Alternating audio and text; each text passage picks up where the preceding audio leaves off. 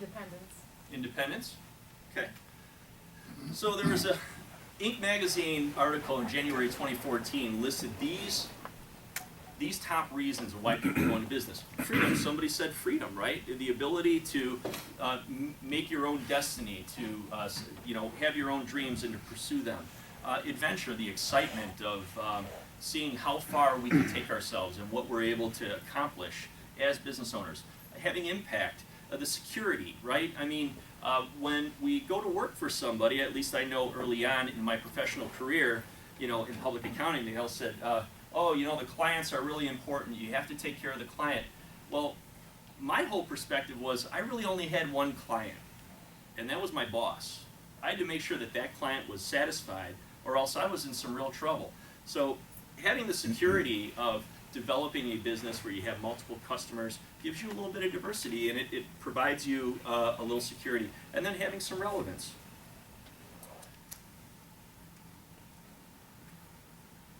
So what are the biggest challenges that a business owner faces? Time management. Time management? Right. Trying to get it all done, right? Anybody else? Work-life balance. Work-life balance, okay. You wear a lot of hats, Jim. Wear a lot of hats, right, Hats. right. So a lot of those, believe it or not, you guys are really spot on. I can tell that you're business owners. 2012 survey of small business owners conducted by Small Business Trends magazine. 5 biggest challenges: getting it all done, right? Covering multiple jobs. How about making a profit, right? We're more regulated now. There's more, I know there are some businesses that are, business owners that are in here that are really exposed to a lot of regulation, right? Obamacare is a lot of, I know in our industry, a lot of regulation, a lot of compliance. It makes it more difficult to make a profit. Staying ahead of the competition, right? With the introduction of technology and the internet, we're getting competitors from all different places, right? It's not only nationally, it's globally now as well. Outsourcing overseas and so forth. And how about managing employees? I mean, that's a real challenge, right? The generational challenges that we're all going through, right? Baby boomers trying to work with millennials and how to motivate them and understanding, because that whole dynamic has really changed. Okay, what's interesting too is 38% of the survey respondents in this particular survey said that their time is a more valuable asset than technology was. I mean, that is really crazy that the owner's time is worth more than technology. I mean, think we can't even operate without technology. And I'd almost say that because the owner values time so much, they have to embrace technology in order to get more done. So, as business owners, a lot of times we get stuck working in the business as opposed to working on the business. And I'm going to use a story I had. I grew up in Bloomingdale. And there was this mechanic in Roselle, the next town over. His name was George. And George was the best mechanic. Anybody in the community that needed to get their car fixed all went to George. Now, George didn't own his own shop. He worked for somebody else. But George had the reputation of being a high-quality auto repair guy, okay? And so for years, everyone would tell George, George, you're so good. You're so good at repairing automobiles and what you do. Why don't you open your own garage, right? So why don't you open your own garage? So after a couple of years, George eventually decided to open up his own garage, where not only did he have to do the things that he was really good at, but now he's inherited all the things that he wasn't so good at, okay? Such as paying the bills, doing the books, greeting customers, dealing with employee issues. And over time, his reputation as a mechanic actually began to deteriorate. Now, George was still George, but he was spread in so many different directions, working in the business in all different areas, that he became ineffective at what got him there in the first place. So, the important thing is, how many of you are familiar with Alice in Wonderland? Everybody's seen Alice in Wonderland, right? The Cheshire Cat, everybody remember this scene? Okay, with these challenges, we must think and act strategically, and we must start with what is important to you, the business owner. So, there was a famous exchange in Alice in Wonderland, where they say, okay, which road do I take, Alice asked, right? Well, where do you want to go, responded the Cheshire Cat. I don't know, Alice answered. Then the cat said, it doesn't matter, right? So the important thing is to make sure that we have a clear understanding of where we want to go before we start. Okay, so why is a CPA talking to you about vision, goals, strategy? You know, these aren't accounting words. Well, through my 28 years in public accounting and 16 years as a business owner, I have observed a clear disconnect between what a growth-minded business owner wants from their accounting, advisory, and tax firm and what a typical CPA firm provides. Okay? The most important thing is I feel an obligation to my clients, the people that we work with, that we have to align ourselves with what the business owner wants. If we're going to cater to the growth-minded business owner, then we need to understand what it is that they want and build our services around that. So let me get into this a little more. So a typical traditional firm, right? It's a living in the past approach, okay? Many of you that are in financial services have interactions with accountants all the time, and they're doing things like balancing the books, reconciling the accounts, preparing financial statements, and income tax returns. All very, very important things, okay? Very, very important things. But there's one common element to all of those things when it comes to a business owner's perception of those services. They're very, very boring. Very boring. Okay? And the reality is that the growth business owner is motivated and consumed by much other things. How many business owners in here have lied awake at night saying, why can't I reconcile my bank account? Where is that variance? It's off by 10 cents or 12 cents. It's not happening. Their challenges are much bigger than that. So what's important to the growth business owner? Well, we need to take a looking ahead approach. So what do they value? Okay, based on our extensive research on what it is the growth-minded business owner wants, they want help making money. They also want help maximizing the value of their company. They want to mitigate and minimize their tax exposure. And most importantly, they want to unchain themselves from the daily operations of the business. If a business owner can get help in those 4 areas, now we're really moving the needle and doing something that is of value to them. So let's drill into these a little bit more. Okay, so improve profitability. It's why we go into business. It's what fuels American innovation. How many of you have heard of Nikola Tesla? Okay, a couple people. How many of you have heard of Thomas Edison? Right? Well, a lot more people heard of Thomas Edison than Nikola Tesla, right? Well, the truth of the matter is that many would argue that Tesla was a better innovator, inventor, idea guy than Edison was. But what Edison had was an insatiable appetite for capitalism and making a profit. And eventually, Tesla actually went to work for Thomas Edison. And we know the story behind Edison, right? What a legacy he's left. Okay, so secondly, maximizing business value. How many of you business owners in here would say that the value that your business is your largest asset in your personal net worth?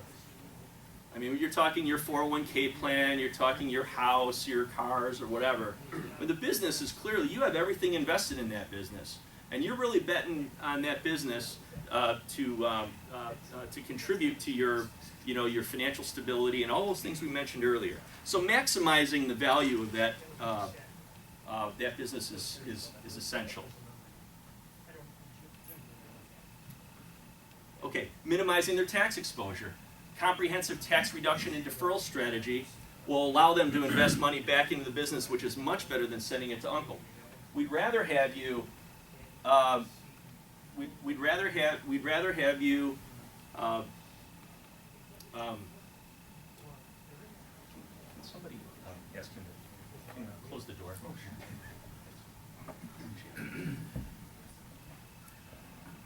Okay, so when we're looking at a tax reduction strategy, we would prefer to take those tax savings and either hire more people, maybe pay our people a little bit better, maybe fund a plant expansion, right? Maybe we're going to extract the money out for selfish reasons. Maybe we want to start an orphanage or some nonprofit organization.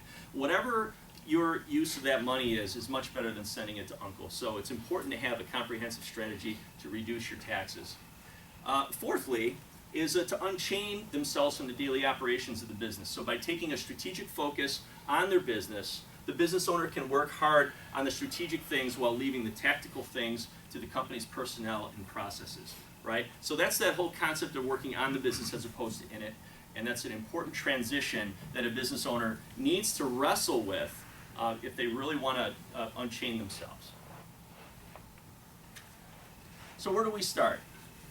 Well, first of all, as Lucas alluded to, we have to start with the relentless commitment to your success. And then we like to take what I refer to as a four-phased approach. And that four-phased approach is actually pretty simple. Discovery, planning, implementation, and recalibration. So the discovery phase is where we're going to start. And I like to use an example. My son Hendrik, he's 3.5, and we have a lake house up in northern Wisconsin. And when we go up to the lake house, one of our favorite things to do as a family is to do a puzzle together. So the first thing that we do when we take the puzzle out, right, get it out of the closet, take the lid off, empty out the box, right, we turn all the pieces face up, sort all the border pieces over here, all the corner pieces over here, and then sort it by color, the dark shaded ones and the light shaded ones. And we're kind of getting this all put together. We're sort of in this discovery phase so that we can see it all out on the table. So the fact that I learned the most important phase of strategic planning for my 3-year-old son is actually pretty cool. But really, it's a lot like really putting a puzzle together. We have to go through the discovery phase. So what's involved in that discovery phase? Well, before we start with anything, and I can tell you, working with so many business owners over the years, you know, the initial reaction is that we want to right away we want to jump in and we want to provide services that we think you know, we need to provide, like the commodity type services I mentioned before. And in my opinion, that's really starting in the middle. Because if we're really going to be effective, don't we have to understand what's important to the business owner before we start providing solutions? And don't assume that just making a lot of money is the most important thing to that business owner. It might be freeing up his time or her time, right, to spend more time with family. It might be that they're wrestling with business succession issues, or maybe they're laden with debt and they have some issues that are causing them a tremendous amount of stress. So their number one issue may not be, that they need a tax return or a financial statement prepared.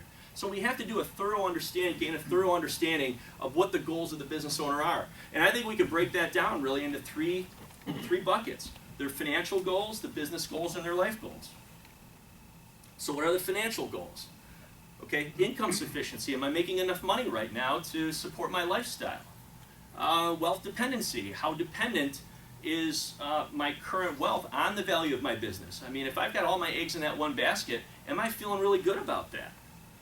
Retirement wealth. Am I doing enough today so that when it's time for me to retire, I can live the same, if not a better lifestyle? Or am I looking at making some significant lifestyle cuts when I'm ready to stop working?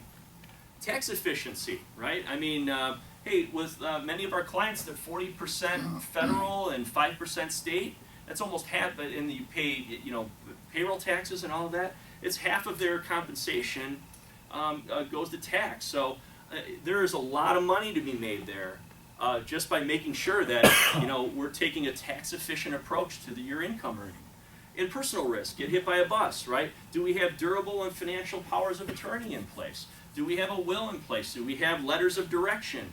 And are we adequately insured? Life insurance and all of that. I know that my wife and I, we had kids. I had kids later on in life, and it's very important. I've got a lot of years to provide for them, so that was something that we just went through a couple years ago to make sure that all those things were addressed. So personal risk, very important. So now we get into the business goals, right? The business owner's business goals. How dependent is the business on you, right? How dependent is it on you? Can you step away for a week, a month, 6 months, a year, and when you come back, does the business look the same? The saleability, how saleable is it?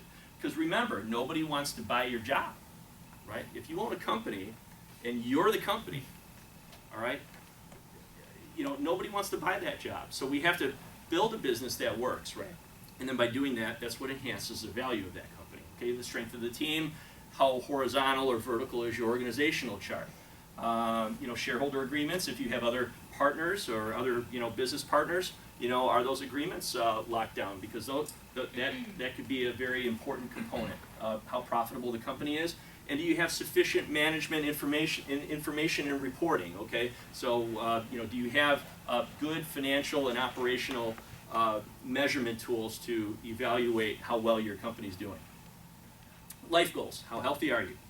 Right?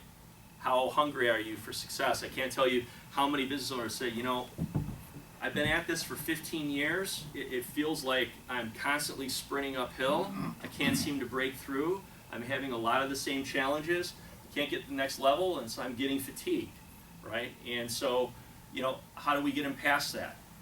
Exit planning. We talked about succession planning. Do you have a plan when it comes time? Majority of business owners, many of them that have been seasoned into thinking about an exit plan, they're probably in their early 50s, and it's time to really start thinking about that. What is the plan? And how much do you like what you're doing right now? Or do you feel trapped? Do you feel stuck? And what's keeping you stuck? What's making you feel stuck? Work-life balance. Somebody mentioned work-life balance, right? Very, very important. And having outside interests. It's important to explore all of these things before we start implementing a plan, because ultimately what we're going to get to is the business is going to be the primary vehicle to feed all of these goals, the financial goals, the life goals, the business goals. The business is the one that's really going to fuel all of those. So we have to understand what the business needs to do in order to fulfill these before we can really start focusing on what the business needs. So now we're going to look at doing a deep dive. Once we've explored what inspires the business owner and what's important to the business owner, as I mentioned, now we have to do a deep dive into the organization to find out, again, the business is the main vehicle to achieve those goals. And we all agree, we don't know what we don't know. So this is an in-depth discovery, right? The business has many needs. It's difficult to prioritize. The owner is pulled in a million different directions, and we become squirrel chasers, right? How many people feel like they're squirrel chasers? They're running here, they're running there. We talked about wearing a lot of different hats, right? All these things create a lot of anxiety. The business is getting to a point where you can't touch and feel everything on your own anymore, and you have to depend on others. But if that business doesn't have that infrastructure to do that, then it's actually even more scary, because you never know where the next roadside bomb is going to go off, right? So we have to get our key people involved. How many people in this room have been through an Executive 360 exercise with us? Corey, you've been through it. Jeff, you've been through it. Nick, you've been through it. I think the Segretos have been through it. You guys have any takeaways from that you wanted to share? That, did you walk away from it like feeling like there was something that you discovered as a result of going through that exercise, and what it was? Michael? It was interesting seeing different role players and their concerns and how much they differ. That not everybody's on the same page, and that the more that everybody communicates their concerns, the more you can kind of align yourself as a team. Good. Corey? I think one of the things that was a big thing to me was that I thought our people knew the vision of the company, and at least my vision, or I thought we had clearly communicated that, and it was evident afterwards that the vision was, gray at best, but it was definitely needed defining and clarity. So. Excellent. Yeah. Good stuff. Jeff, did you have anything? I think we've got our kids working with us, and it was interesting to kind of get their perspective, similar to what the other guys have said in terms of how clearly we were kind of explaining our vision for the future and for them versus what apparently we were giving them, so it helped us focus on some of the questions and issues that they had that we felt were clear from our end, but the message was getting scrambled in between. Mm-hmm. So that was helpful in that perspective. Get everyone on the same page, though, right? That was big. So when we're doing one of these Executive 360s, and again, this is just my approach, okay? And it's really a matter of, what we're trying to do is to make sure that during this discovery phase that we're turning over all the puzzle pieces, so that before we get started, I mean, you know how frustrated it would be to build a 1,000-piece puzzle with only 850 pieces. It would drive you nuts because every piece you picked up, you wouldn't know, is it going to connect to something, right? So we want to get all the pieces uncovered first, okay? So we start by doing an assessment of the external environment. I like to use this example of like, kind of like your business is like the rocket ship in the middle here, and then these are all like the asteroids, the meteors, the planets, the stars, or whatever, all of the external things that can affect you that you may not have direct control over, but let's just be aware of what all those are. So we're looking at, you know, the industry, you know, like the construction industry, for example. I mean, everyone realized that in the mid-2000s, right, 2006, 7, 8, the construction industry was in really, really bad shape, okay? So the things that, you know, let's be aware of what, you know, what that impact is.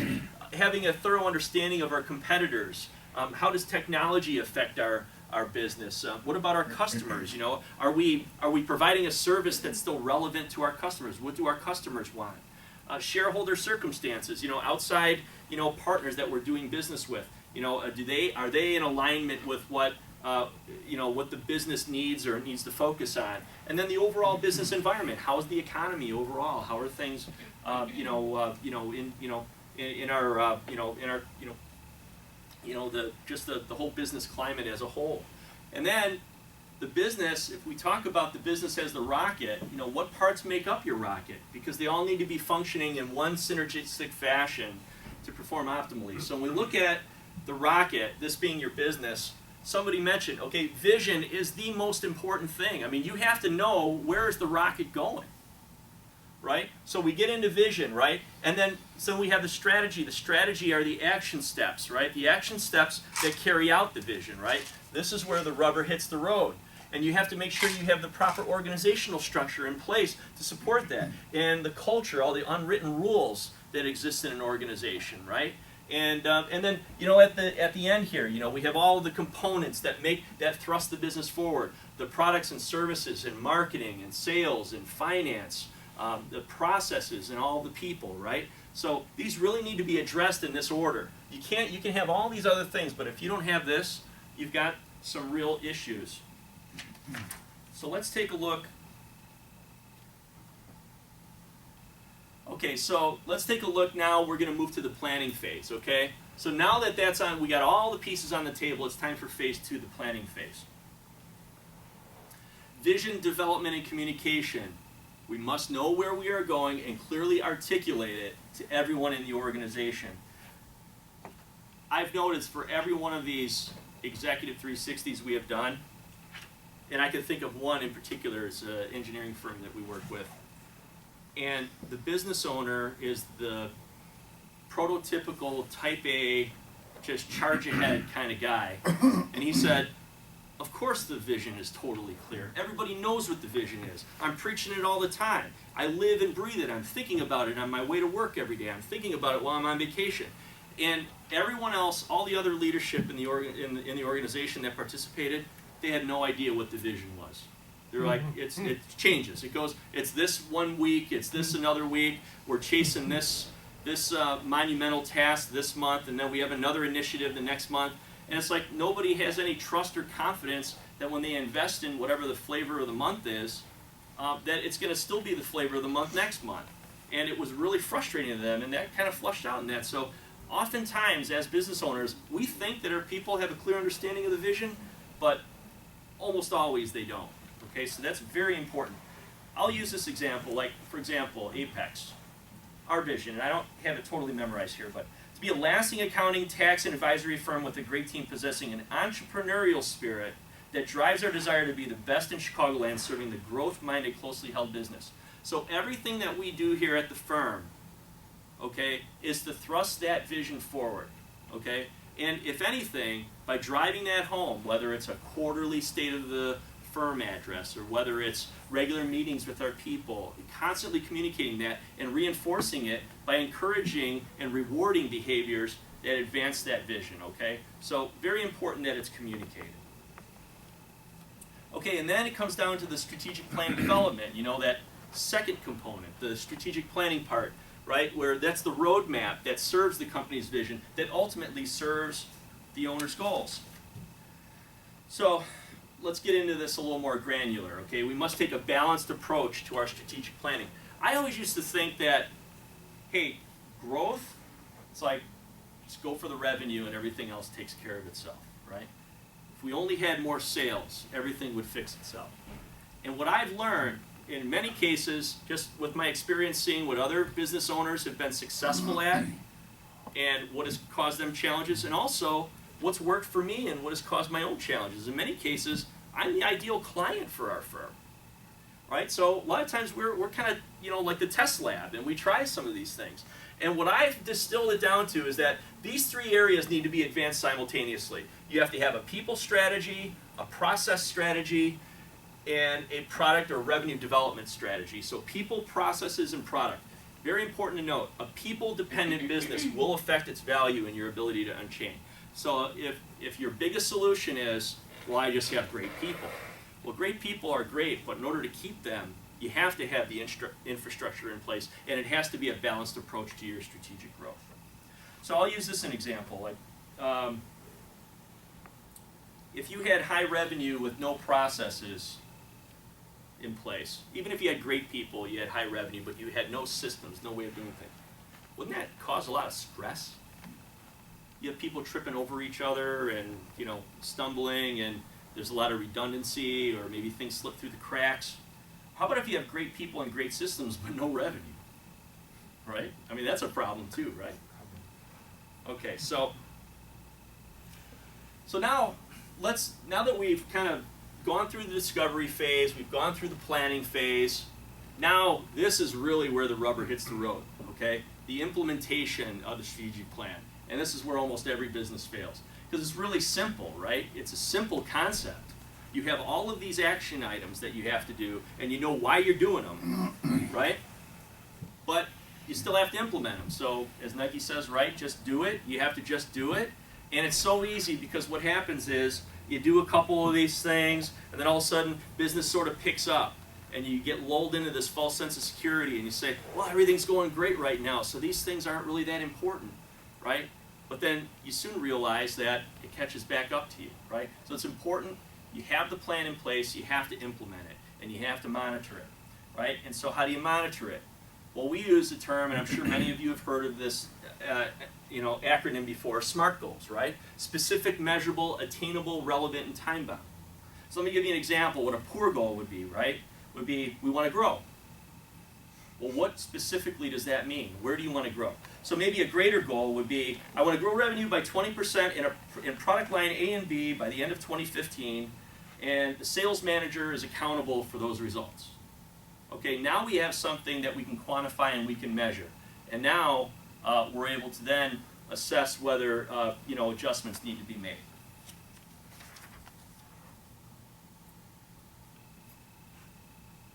Okay, so it accomplishes two very important things, right? It creates a sense of urgency, right? If you make something time-bound, right?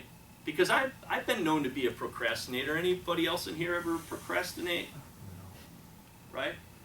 But like when you're coming up to a deadline or something, it was amazing. We had like this, we had this presentation going on here today. I had my wife, was kind enough, juggling 2 kids at preschool and all this.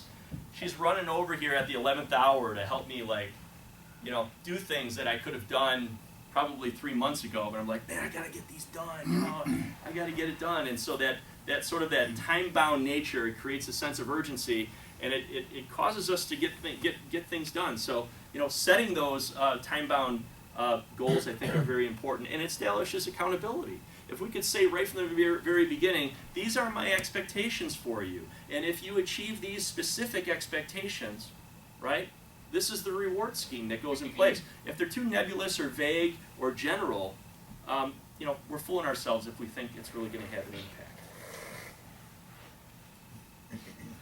Okay, so monitoring and reporting, right? I know Tony, a really good friend of mine and a client for a long time, he absolutely loves looking at information, relevant information, and making conclusions on that information, and is just really enjoys really good information. And when we look at information, it's a lot of times it's looking at not only the financial aspects of it, but how the financial aspects intertwine and relate to operational aspects of it. You know, looking at, you know, maybe your profit per X, your margin per business unit, your margin per meter shipped, or your margin per customer visit, right? And so we're trying to look at different trends. Or maybe, for example, we have multiple locations, okay? Maybe, for example, we have, you know, a retail store where we might be able to look at, you know, what is the, you know, profit per customer visit at this store compared to profit per customer visit at that store. So we can begin to common size it and compare one location to the other and say, well, you know, why are they performing at different levels? What's happening internally to cause the results to be different? Setting expectations, whether it's, you know, looking at historical trends. You know, what is the direction? If our sales are going up and our gross profit is going up at a slower rate than our sales, then our, you know, our gross profit percentage is kind of stalling or going down. Why is that? Do we have excess overtime? Are there some inefficiencies because we have some redundancy that's going on? So it's making sure that we're just aware of what's happening and we can explain what's happening. And so, you know, the more information that we can look at that's relevant, the better. Setting expectations by way of an operating budget. I mean, how many business owners in here religiously look at their operating budget compared to actual results? Good. I mean, does it help? Is it helpful to have those expectations set so that you can see whether or not your expectations are being met? Does it help you make some preemptive adjustments? How about industry comparatives? Wouldn't it be great to see, where we could common size, say, okay, I'm a $5 million company, and how are other $5 to $10 million companies performing? What is their gross profit percentage? How quickly are they collecting their money? How quickly are they paying their bills? What are their debt to equity ratios? And are we in balance with that? Or can we see some things that, will give us a little intelligence to be a more effective competitor, right? And so, again, we have to measure our actual results against our expectations. Very important. So then we get the final phase, is the recalibration phase, okay? We've done an in-depth discovery. We know what the goals of the owner are. We know what the business needs to do in order to achieve those goals. We have a plan in place, and we're going to implement that plan, and we're going to monitor and measure whether, we're going to quantify whether our plan is meeting our expectations. And then after all of that, we're going to go to the recalibration phase and circle back. If we're not meeting expectations, we have to find out why and change direction. Circle back to the goals of the owner and make sure that the goals of the owner are being met. Because at the end of the day, it's about serving you. It's about, we're all people. We're business owners, and it can consume us, and we spend a big portion of our life investing our time, talent, resources, all of our money. We plow it back into the business, and it's very important to ensure that our goals are being met if we're going to make that type of commitment. So let's kind of recap. So there's our Apex Future Biz platform, okay? We start with the discovery phase, okay? We must get it all on the table. Planning. We have to prioritize, create that vision, make sure it's communicated to our people, and set the roadmap, right, to achieve that vision, right?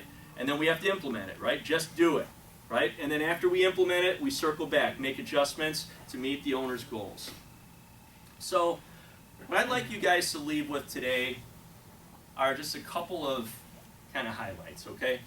Growing a business involves many challenges, and prioritizing them is very, very difficult, right? That squirrel chasing concept.